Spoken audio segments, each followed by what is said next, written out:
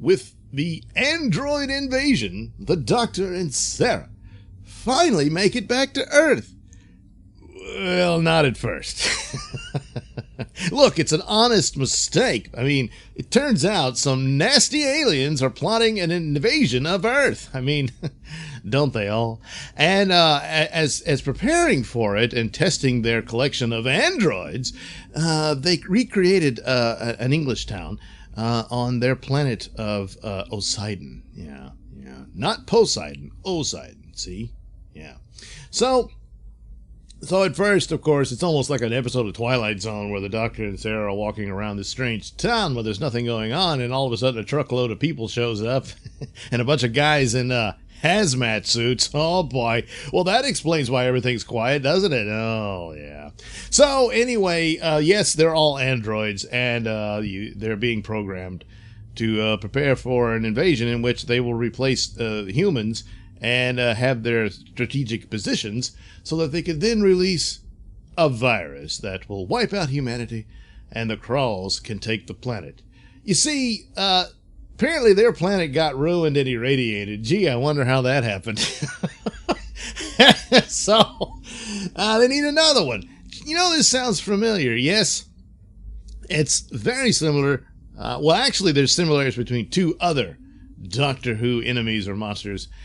First of all, since a recent episode they introduced the Zygons, well, this is kind of the same plot. You've got this race that wants the Earth, and they got to get rid of the humans, and they're replacing human beings with artificial ones, whereas the Zygons were shapeshifters, and they, which a better plot, instead of using the Loch Ness Monster, would have been that they were going to replace, world leaders and all that sort of thing. But they didn't. They decided to use a giant dinosaur. Here, the Kralls are a little bit smarter in that, yes, they're going to use these androids that can copy human beings and take over the Earth, and then, of course, their plot to eradicate the human race and then take over what's left of the Earth. So the Kralls are doing it. Boy, are they really ugly. Look, I'm sorry. I mean, I'm sure I look hideous to them, too. Quite a few people, actually. But nevertheless, at least they had the decency of wearing clothes, unlike the Zygons. Of course, again, Zygons are shapeshifters, so I guess can't wear clothes when you need to transform all the time. So anyway, in order to do this, they captured an astronaut that, as far as the Earth was concerned, was lost in space. But Crayford was his name. And, apparently he was severely injured and they brought him back to health, but unfortunately he lost an eye, so he gets an eye patch. And based on him and his memories, they were able to create these duplicates of unit personnel, including Benton and Harry Sullivan, and all that. But the process of doing so is very, very painful, as both Sarah and the Doctor find out. But through this print, that's how they were able to create these different duplicates. Now, it's not pursued completely, but it would have been interesting in this aspect that these were based on what Crayford knew of these people, since they didn't have an exact print based on the actual people. With the Doctor and Sarah, they did, but they could only use Crayford to develop these people. And so the idea would have been the interaction and finding out that they're not quite right, because it's only based on how he saw them. And certain things could be wrong, It's just what he thought of these different people, and it goes completely wrong. But, they didn't have enough time to get into all that. So there's some interesting things here about the recreation of the town, and then they destroy it and all that. And the atmospherics of it, and it's all kind of eerie as you slowly get to it, but then it's pretty obvious what's going on very quickly. I mean, the opening scene is of a soldier who's got something wrong with him. He's kind of not twerking. He starts twerking in the woods. I know, he's twitching around and leaps off a cliff right in front of Sarah and the Doctor, and they later see him. He's perfectly fine. So, that kind of thing is like, oh, something was wrong with his circuitry or what have you. And so they were testing these androids out and all that, and Sarah and the Doctor stumbled into this. And along the way, I think I missed it, where maybe it was through Sarah when they copied her. that they got the information of who the Doctor was and that he was a Time Lord and all that, because all of a sudden they said, hey, he's a Time Lord. And then Crayford, he had heard of the Doctor, but he didn't know all that. And he actually, at one point, the crowd, let's just kill him. And Crayford said, well, no, you don't need to do that. Besides, his knowledge, is valuable. And of course, he's right. That's the Doctor's knowledge is far more valuable than a single planet that they would capture. So, there might be more stuff out there. You never know. So he does that, but it's just that idea that they figure out who this guy is. But apparently, for whatever reason, the crowd were not that impressed with a Time Lord. You think they would, but oh well. Look, time was running out. They only had 4 episodes. So, of course, they eventually get there. And another interesting thing here is that I don't think this was ever repeated. Perhaps it was, and I'm just forgetting, but where the Doctor sends Sarah back to the TARDIS to keep her safe or what have you, and she gets there, she puts the key into the door, and then she notices something else. I think one of the coffins that were supposed to be mistaken for meteors opens up, and there's this rather vampire-looking android that attacks her and whatnot. But the TARDIS with the key in it all of a sudden just dematerializes. It takes off, and Sarah thinks the Doctor snuck in behind her and just left her there, and she's like, hey, what the hell? But it turns out, as a result of putting the key in and just leaving it like that, eventually it's like, I don't know, the brake was left off or something. Like the Doctor he didn't fully turn off the engine for the TARDIS when they landed. And as a result of leaving the key in there for a certain amount of time, it goes off to the original coordinates it was supposed to head to. And somehow, some way, it goes to this other world instead, because it just looks like Earth in that one little area. It confused the TARDIS to make it think that was the right coordinates, and as a result, its next immediate trip would be the actual Earth.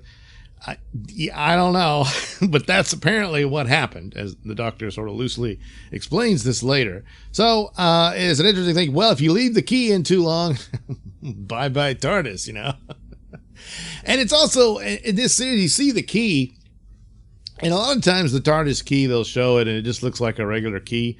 But in this part of it, it looks like this weird, badge-looking thing.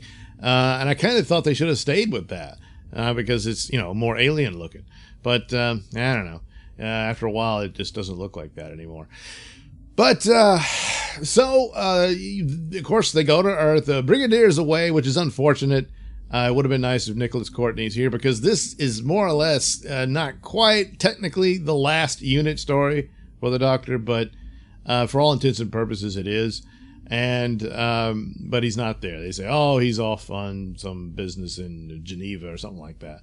And they've got some other guy, I forget his name, the colonel or what have you. And Harry's there and Benton's there, of course. But by the time the Doctor warns them, they've already been replaced. And then you have the usual tactic of adventure shows. The Doctor has to square off against his own double. And with the double, of course, is far more powerful. And at the end, the Doctor does a switcheroo with the android after figuring out a way to release the command signals to them or what have you, and tricks the lead Krall, Stigrin, I believe his name was, and you think it's the Doctor who comes in and just grabs this guy and flips him over on his ass.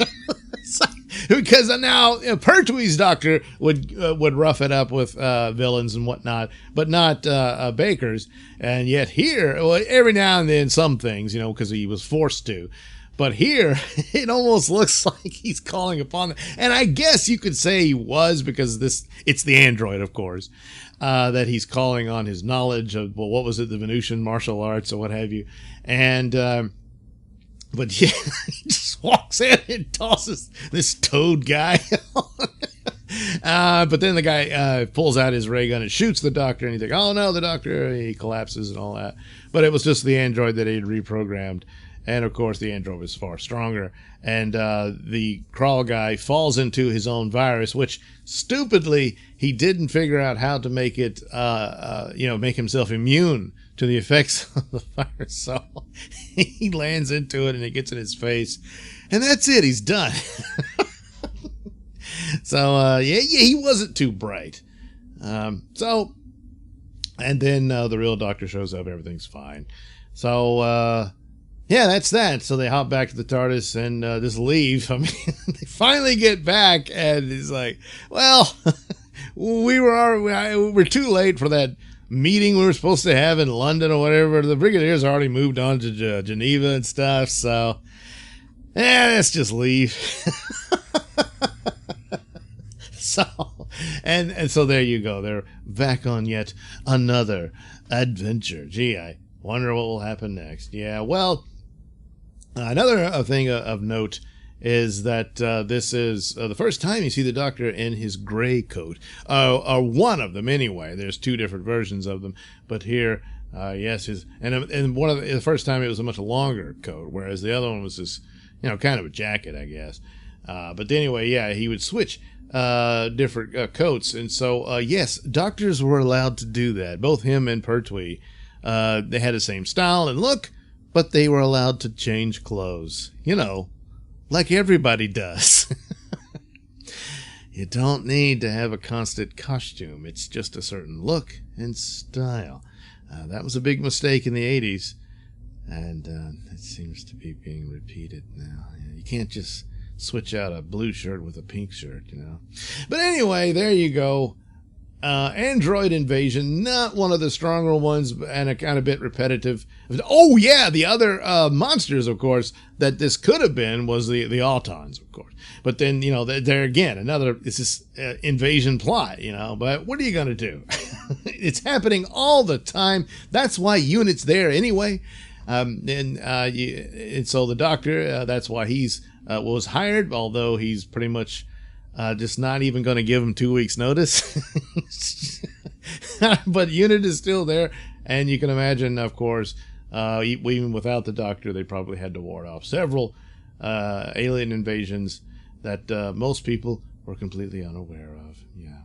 So, yeah, little by little, and I think, yeah, the Hand of Fear is technically involvement of some. I seem to recall it. We'll get to it. It's almost there. But this getting the end of the Unit era is pretty much all gone, and moving into more of just time travel and outer space. Who'd have thought that a time-space traveler would have those type of adventures? But yeah, that's where it goes. Thank you for watching and listening. Say, why not like and subscribe, and check out that link description below. That'll take you to my mini stores that have plenty of goodies for you, most notably my comic book, Night Night, over at IndiePlanet.com. And you can also catch my podcast, The Mr Nailsin Show, on RadioMisfits.com. And you can also watch these videos over at BitChute.